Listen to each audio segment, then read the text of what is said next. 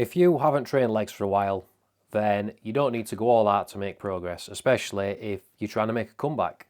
I've recently gone through this after having jaw and teeth pain for a few years now, and I haven't trained how I usually would, but this is the approach that I took. So instead of loading the weight up thinking I could lift what I previously did at my strongest, I decided to increase my volume. And there's many benefits to this.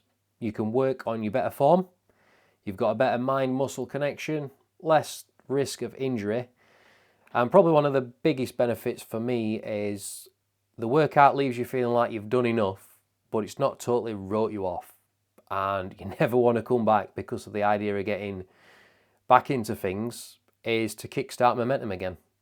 So if in 7 days you still ache and you can hardly get out of the chair, this isn't really going to want to make you get back into the gym, even for a session that isn't going to cover legs at all.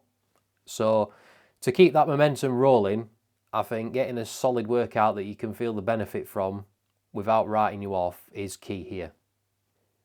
One thing to consider though is just because you're making a return doesn't mean it has to be an easy session. I mean, it can be quite easy, but I still think you should push things on.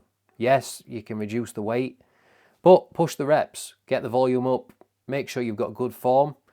If you haven't trained for a while, you're going to be sore for the next few days anyway, regardless. And cool down stretches have really helped me with this massively. If I don't stretch after a good leg day, then my recovery time can be twice as long. And I just feel like for 5 to 10 minutes of good stretching, it's definitely worth the benefits that I have seen from this. One thing I have done with these lighter sessions is take advantage of that I still have a bit of energy left in the tank. So I've been working on some core movements. This is one area I want to bring back and develop a lot this year. Currently focusing on leg raises and dragon flag variations, but I've also been doing a lot of side planks as I'm currently working towards the human flag.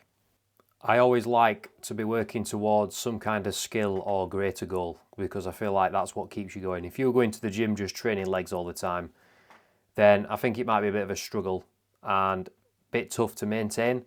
So I like chucking some core movements in when I'm doing lighter stuff, and obviously I am working towards the human flag, which is a skill I've wanted to learn for a long time. So hopefully, compounding all the different strength moves together alongside some specific training, things will come together nicely and we'll be looking in a good spot this year. So if you are returning to the gym, or more specifically leg training, don't beat yourself up that you're not doing what you used to do. The idea of getting back into it is you're building that momentum up, getting back to where you used to be, where you were going in, loving it, progressing each week, and you could see great progress. So just remember that, getting the momentum first, and then you can focus on the progressions afterwards.